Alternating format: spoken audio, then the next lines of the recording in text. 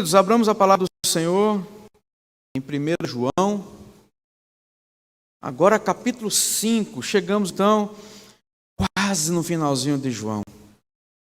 Quase no finalzinho, porque ainda tem mais o sermão de hoje, mais 2, para concluirmos essa cartinha, esse bilhete de João. João 5, do verso 1 até o verso de número 5. João 5, do 1 ao 5. Vamos ler de forma alternada, mesmo assentados?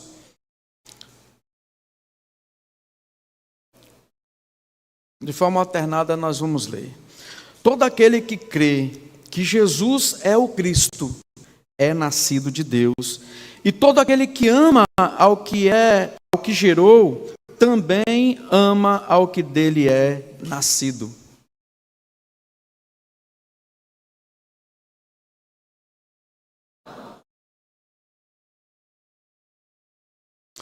Porque este é o amor de Deus, que guardemos os seus mandamentos. Ora, os seus mandamentos não são penosos.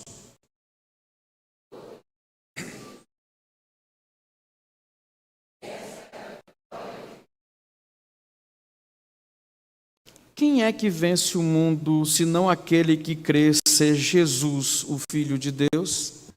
Santo, amado e poderoso Deus, mais uma vez nós rendemos graças ao seu nome e agradecemos, ó Deus, porque o Senhor nos trouxe aqui nessa noite e o Senhor já está falando conosco, ó Deus, desde o início desse culto.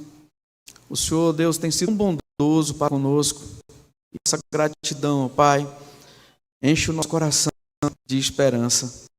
Que o Senhor fale aos nossos corações, porque se o Senhor não falar ao meu coração, o coração da igreja, nada saberemos. Se o Senhor não falar ao nosso coração, sairemos daqui vazios. E inútil será, ó Deus, qualquer retórica, qualquer inteligência humana, se o Senhor não falar aos nossos corações. Tira agora, ó Pai, qualquer coisa que nos impeça de nos atentar à sua palavra. Que o seu nome seja glorificado hoje por todo sempre. Amém. Amados irmãos, o que é fé? Como é ter fé? Muitos procuram outros muitos por causa da fé. E dizem assim, olha, eu não tenho uma fé tão forte, mas fulano de tal tem uma fé inabalável. Cicrano, ele ora com tanta fé que Deus escuta. Às vezes nós depositamos nas pessoas a fé que nós deveríamos depositar em Deus. Às vezes nós depositamos a nossa fé na própria fé. Fé na fé. Não tem como resolver isso aí. É uma conta que não fecha. Porque as contas de Deus, a matemática de Deus é como o presbítero Sena falou hoje aqui. Quando você deixa de dar, você perde. Quando você dá, você ganha. É a mesma coisa da fé. Você não tem fé na fé, ou no ato, ou na circunstância, mas no objeto. E quem é o objeto da nossa fé, a não ser Cristo Jesus? O texto está nos mostrando isso. Chegamos na 16ª exposição aqui na primeira carta de João. E uma das questões que tinha ali, um jogo de conflito que tinha ali naquela região, com os apóstolos, entre o apóstolo João e os falsos mestres, os falsos ensinamentos que estavam infiltrados na igreja da Ásia, era essa natureza da fé em Cristo. As pessoas tinham fé em um monte de coisa, em patuá. Tem gente crente que tem fé em pé de coelho, em trevo de 4 folhas. Às vezes vê um chinelo virado, corre, vai matar sua mãe. Qual a lógica disso? Uma escada, não passa embaixo. O pobre do gato preto, tadinho. Sexta 13, então, misericórdia. São tantas crendices. E aí a fé em Cristo, que deveria ser aquilo que nos envolve e nos abraça, ela fica ferida. Então, para o apóstolo João, A fé em Cristo não pode se separar da verdade acerca da pessoa de Cristo. A fé em Cristo não dá para se separar do amor de Deus. A fé em Cristo não dá para se separar do amor aos irmãos. Não dá para separar da obediência aos mandamentos de Deus. Não tem como. Então, João, nesse pequenininho trecho, nesses 5 versículos, ele reúne de forma espantosa todos esses aspectos. Essa única passagem, que tem a forma de... Como é que eu vou entender isso aqui melhor? Como se fosse um círculo, uma coisa sem fim, um símbolo do infinito. Sei lá o que você vai montar na tua cabeça, mas a ideia é de que começa e termina o seu texto com a fé em Jesus Cristo, o Filho de Deus. No verso 1 ele vai dizer que todo aquele que crê em Jesus, que ele é nascido de Deus, ele é nascido de Deus, quem crê em Jesus é nascido de Deus. Lá no verso 5 ele vai dizer, quem vence o mundo senão aquele que crê em Jesus, o Filho de Deus. Ou seja, ele inicia e ele termina a sua ideia da fé apontando para Jesus Cristo.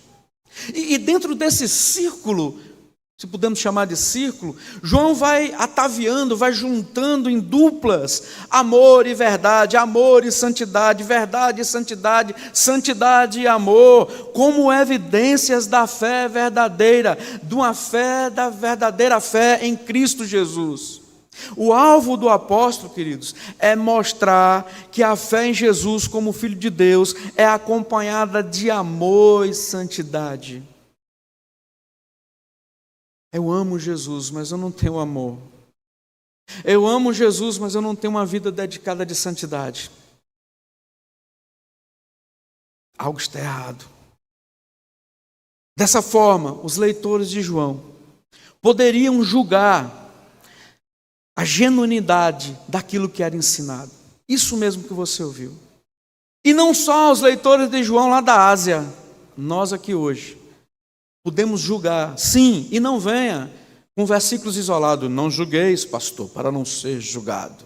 Não use um versículo isolado como desculpa de julgar, e julgar aqui é num bom sentido, ou seja, de fazer aquele checklist para saber se aquilo que você aprende, daquilo que você lê, daquilo que você vê, daquilo que você escuta é verdade, está embasado nas verdades de Cristo e não em ensinamentos de falsos líderes, de falsos mestres, de falsos profetas. O texto vai falar sobre uma vitória. Que vitória é essa? A vitória sobre o mundo. O mundo jaz no maligno e ele precisa ser vencido. Que dia? Que hora? Todos os dias, todos os instantes. O mundo, ele vem contra mim, contra você, todos os instantes. Todo momento nós estamos sendo provados. Todo momento nós estamos sendo tentados. Nós precisamos ficar atentos. Mas há uma solução para sermos vencedores. E é isso que eu quero pensar com a igreja nessa noite, sobre algumas características de um cristão vencedor, de um cristão que vence o mundo e toda a sua sedução, que vence o mundo e toda a sua ilusão. Esse cristão tem características que o texto, apenas nesses 5 versículos, nos traz. Amados irmãos, eu chamo a igreja a prestar atenção, porque isso é de suma importância para o nosso dia a dia, no nosso trabalho, na nossa família, no nosso andar, aonde nós estivermos. Nós precisamos lembrar dessas características de um cristão que vence o mundo, que vence a sedução do mundo. E a primeira característica que o texto nos traz está no verso 1, verso 4 e verso 5, que é a fé em Cristo. A primeira característica de um cristão que vence o mundo é a fé em Jesus Cristo. Diz o seguinte o texto: todo aquele que crê que Jesus é o Cristo é nascido de Deus. O verso 4 vai dizer: porque todo que é nascido de Deus vence o mundo, e esta é a vitória que vence o mundo, a nossa fé. Quem é que vence o mundo senão aquele que crê ser Jesus o Filho de Deus? Se essa não é a palavra de Deus, do João aqui não é. É Deus falando através de João. É Deus falando através da palavra dele para mim e para você nessa noite. Todo aquele que crê que Jesus é o Cristo é nascido de Deus. Todo aquele que é nascido de Deus vence o mundo. E essa é a vitória que vence o mundo, a nossa fé. Os falsos mestres, eles negavam a divindade, a humanidade de Jesus. Nós já falamos isso na outra exposição. Naquele tempo era muito mais fácil. Eles diziam, não, Jesus não é Deus. Ou, não, Jesus, se ele for Deus, ele não é humano. Ou ele não é nenhum dos dois. Mas hoje em dia, as mentiras, elas vêm embrulhadas, como eu falei na exposição passada, elas vêm embrulhadas em verdade, elas vêm embrulhadas num papel brilhoso, que enche os nossos olhos, que nos seduz, que as mentiras estão dispostas a se assentar e negociar, e ver valores, e combinar, e ajustar. Mas não é isso que a palavra nos mostra. A palavra nos mostra que o crente verdadeiro, ele crê sim, que Jesus, o Jesus de Nazaré, é o próprio Messias, é o próprio Deus. Aquele homem nascido de mulher, nascido de Maria, é o Filho de Deus. Aqueles que são nascidos de Deus, possuem essa fé ortodoxa. Pastor, que palavra bonita é essa? Você ficou decorando? Fiquei. A gente tem que falar bonito, né? Né, Sena? Tem que falar bonito. O que é uma fé ortodoxa, querido? É uma fé fiel, verdadeira, de rocha, sustentada pela palavra. É uma fé ortodoxa em quem? Na pessoa de Jesus. Ela não crê em fulano ou em cicrano, no pastor Bertrano ou em cicrano, não crê no sobrenome, não crê no tempo de batismo, não crê na posição social, mas ela crê em Jesus Cristo. Não é o líder da igreja, mas é o líder do universo, que é Jesus. Ah, amados irmãos, quando João diz assim, todo aquele, o que João está querendo dizer com isso? O que ele está dizendo com isso? Indica que a religião cristã, a cristã verdadeira, a religião cristã verdadeira, a que está embasada numa fé genuína, ela não exclui ninguém. E isso não quer dizer que a igreja verdadeira é uma igreja inclusiva, que é uma igreja liberal, que aceita qualquer coisa. Quando diz que a igreja não exclui ninguém, não importa se é branco, se é preto, se é amarelo, se é pardo, se é rico, se é pobre, se tem posição social ou não, se é estudado ou se é analfabeto, não importa. Ei, Deus não quer saber do seu sobrenome. Ei, Deus não quer saber de que igreja tu é. Deus quer saber se você crê em Jesus Cristo como único e suficiente Salvador. Ah, amada igreja, todo aquele que crê, esse é filho de Deus. Qualquer um que coloca a sua fé verdadeiramente no Cristo verdadeiro, com sinceridade, esse é filho de Deus. O cristão é todo aquele que crê que Jesus de Nazaré, aquele que padeceu sob o poder de Pôncio Pilatos, ele é o Cristo, ele é o Messias, é o enviado de Deus para ser o Salvador do mundo, ou seja, o nosso Salvador. Se você não está anunciando isso, há algo errado na sua vida. Quem tem a característica do cristão verdadeiro, ele anda na fé em Jesus Cristo. Meus amados irmãos, o cristão vencedor tem fé em Jesus.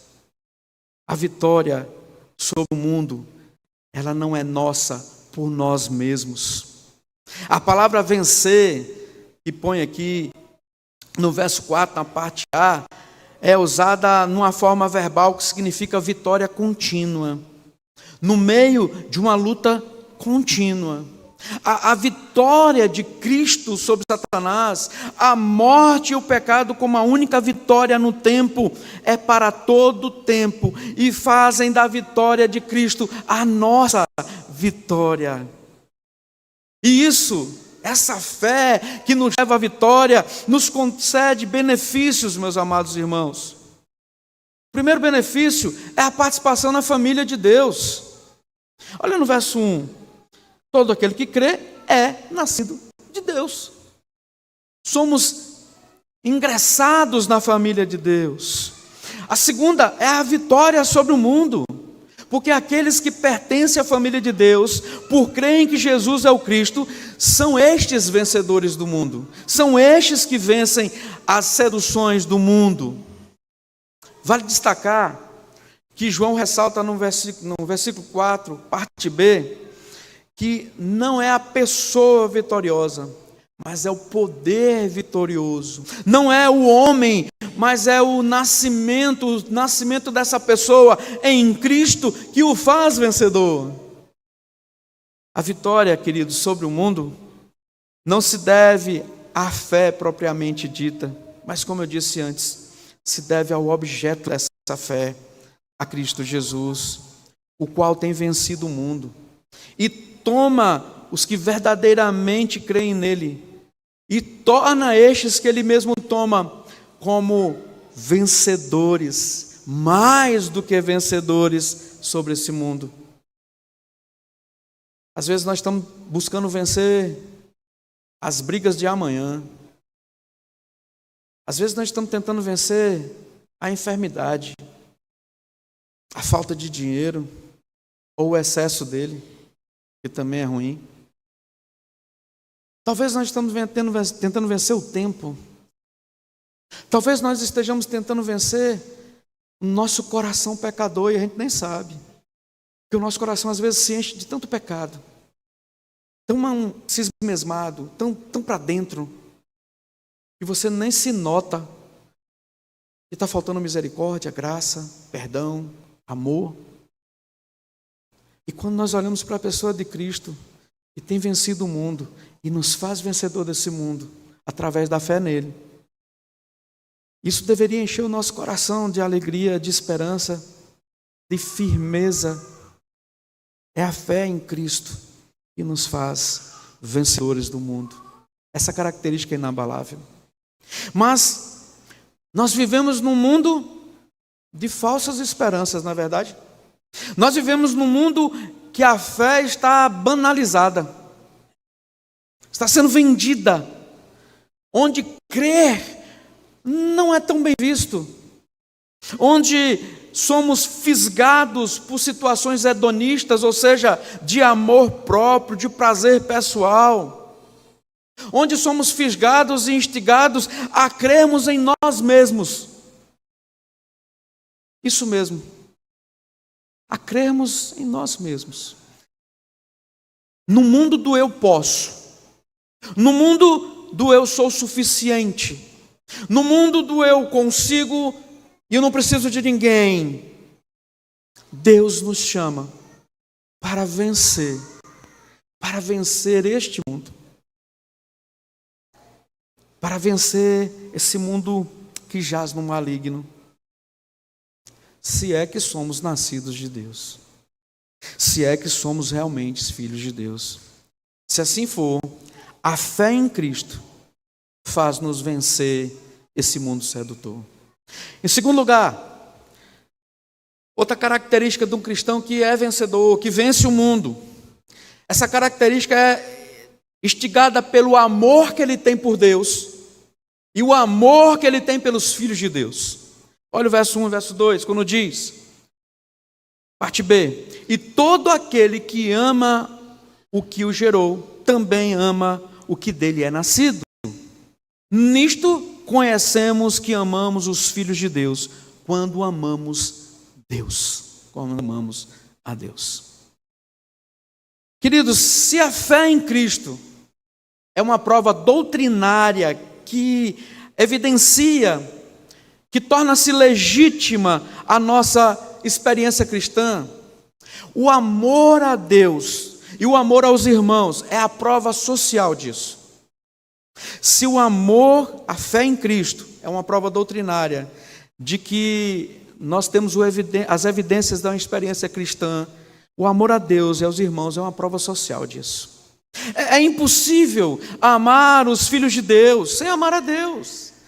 Em contrapartida, é impossível amar a Deus sem amar os seus filhos.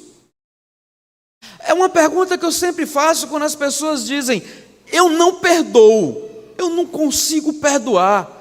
Fulano vai morrer, eu não vou perdoar. A pergunta que eu faço é: tu é crente? Sou. Fulano é crente? Acho que é. Os dois estão indo para o céu? Vão. Vão fazer o que lá? O que vai fazer lá no céu? Se você não consegue conviver aqui na terra, onde somos todos pecadores, onde somos todos carentes da misericórdia de Deus, todos os dias. Amados irmãos, o amor é a apologética final, diz Hernandes Dias Lopes. O amor é a apologética final, ou seja, a defesa da fé que termina com essa maravilha aqui chamada amor.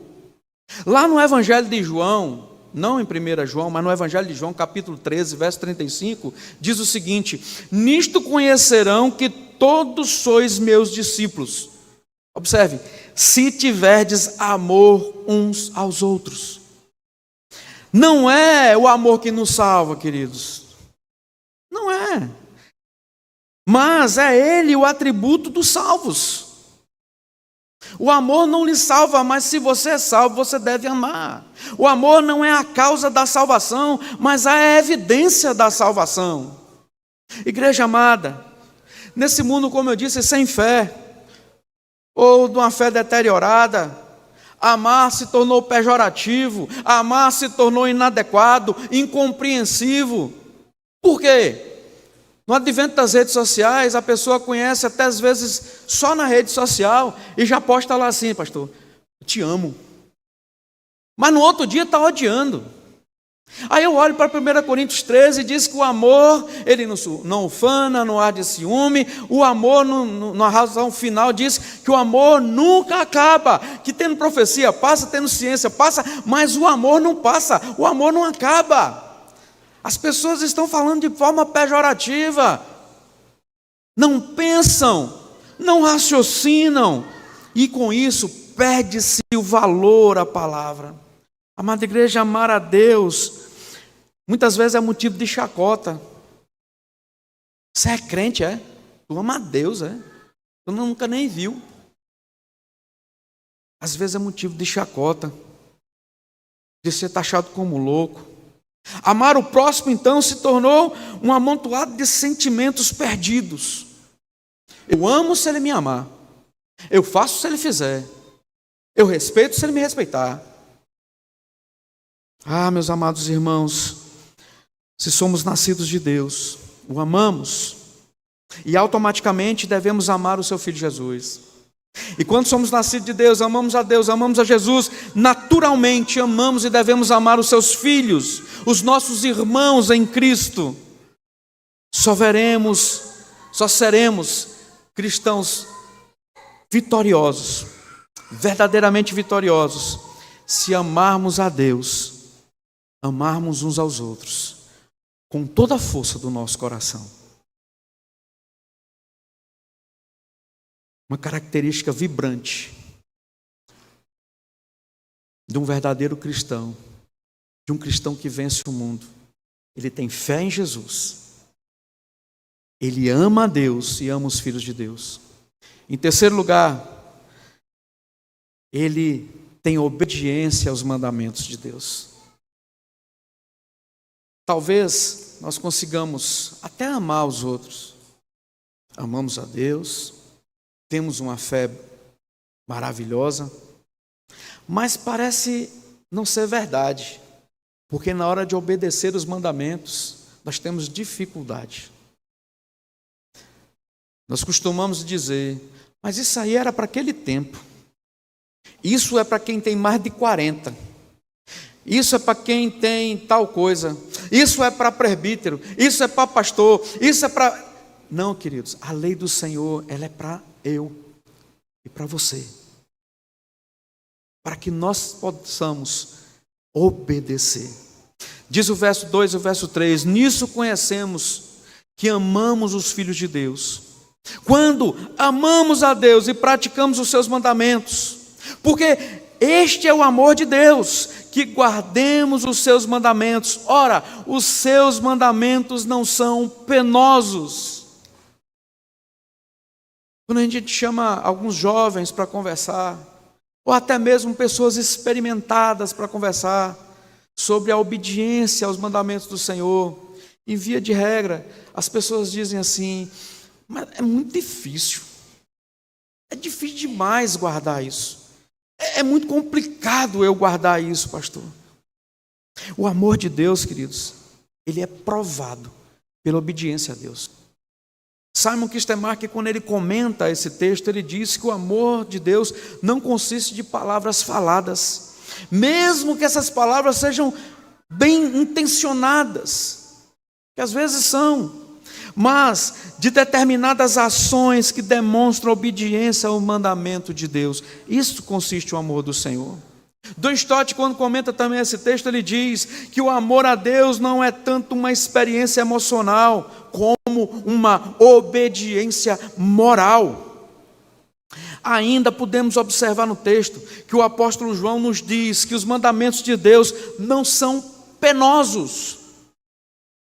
Queridos, quando nós amamos o Evangelho, quando nós entendemos todo o amor de Cristo naquela cruz por nós, nós não sentimos dificuldade nenhuma de obedecer o mandamento de estar na casa do Senhor no dia do Senhor.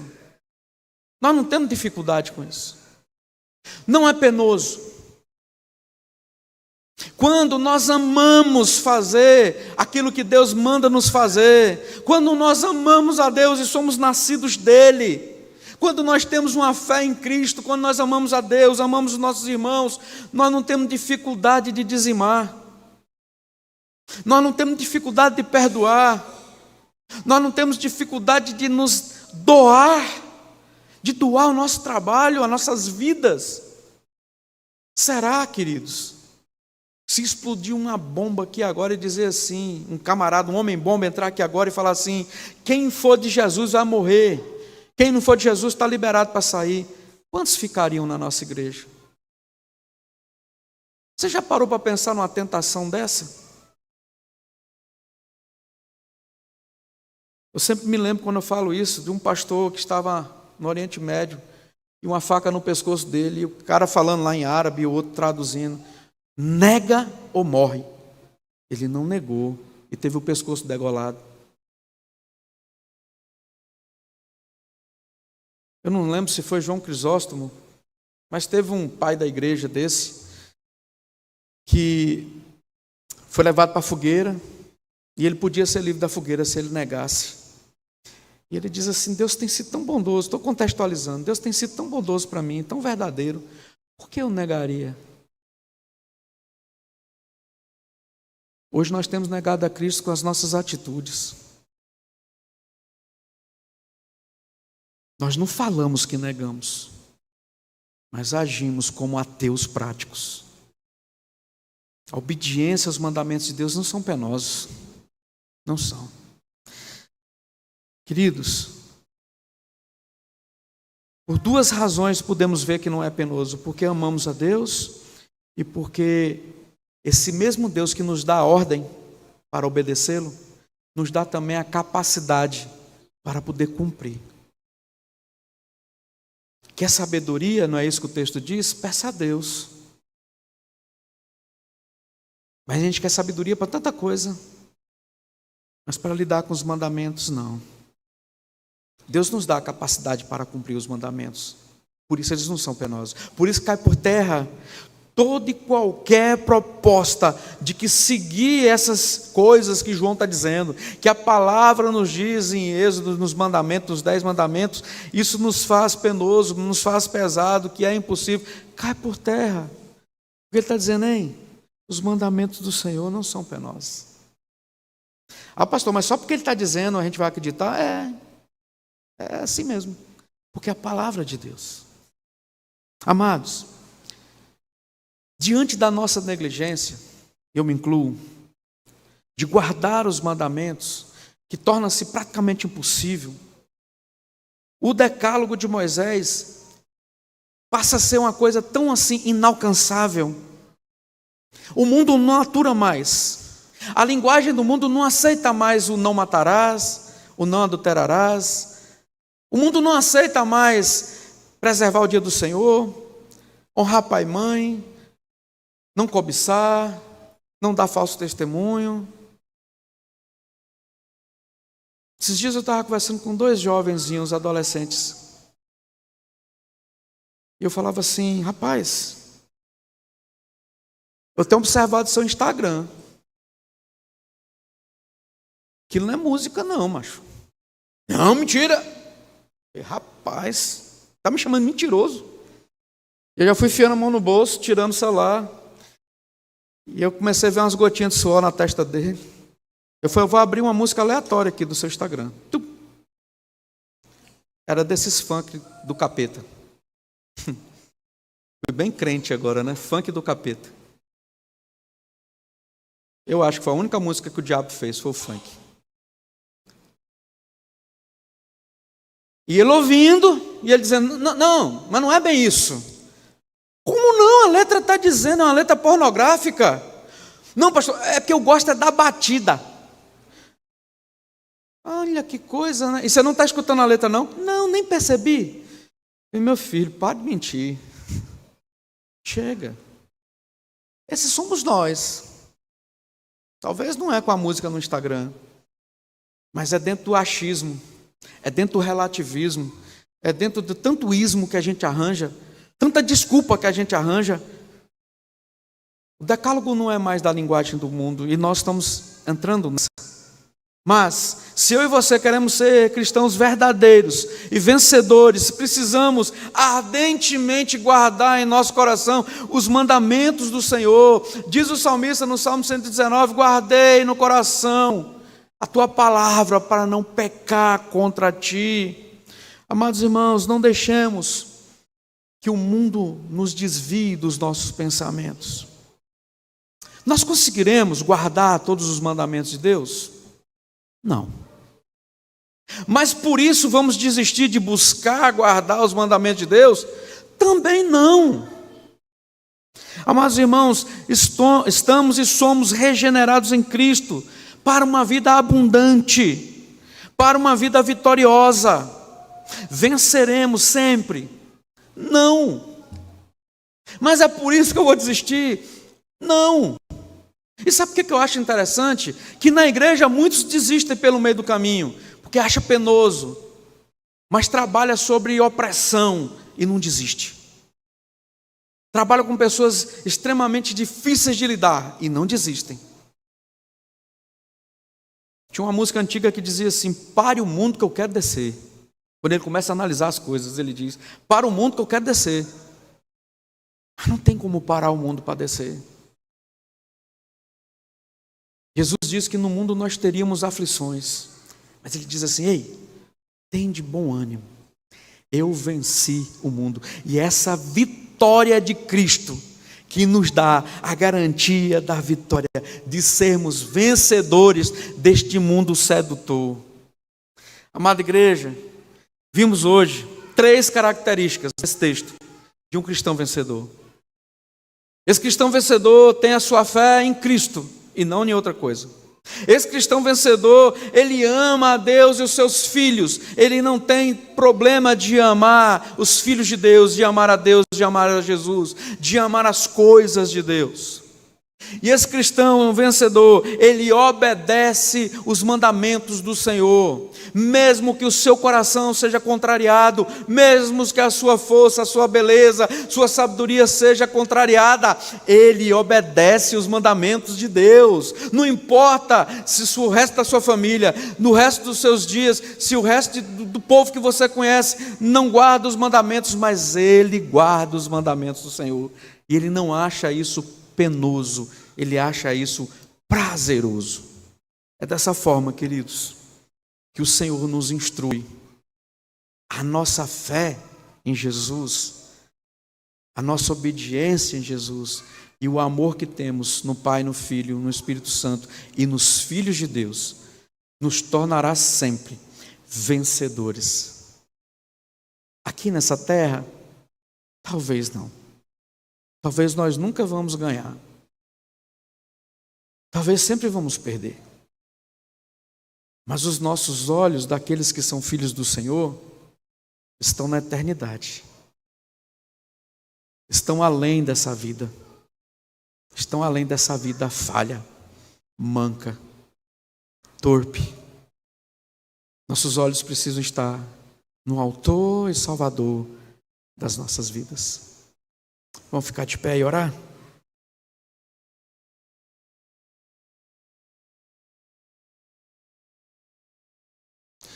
Grandioso Deus, na sua presença nós estamos, Pai.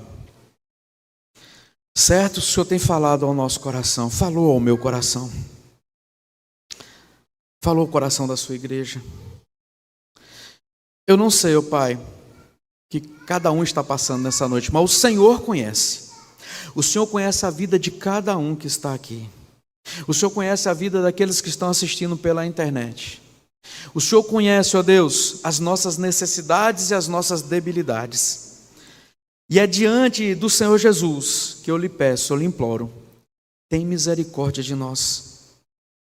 Ensina-nos a ter essa fé inabalável. Ensina-nos a amar ao Senhor e amar os seus filhos. Ensina-nos a obedecer a tua lei, para que nós, ó Deus, sejamos cristãos fortes, vencedores, esperançosos de que o Senhor sempre cuida de nós. Em nome de Jesus, ó Pai, com perdão dos nossos pecados, nós oramos. Que a graça do nosso Salvador Jesus Cristo, o amor de Deus, o eterno Pai, e que as doces e eternas consolações do Espírito Santo esteja sobre esta igreja, sobre a igreja do Senhor Jesus, em todos os cantos desse mundo. Em nome do Pai, do Filho e do Espírito Santo. Amém e amém.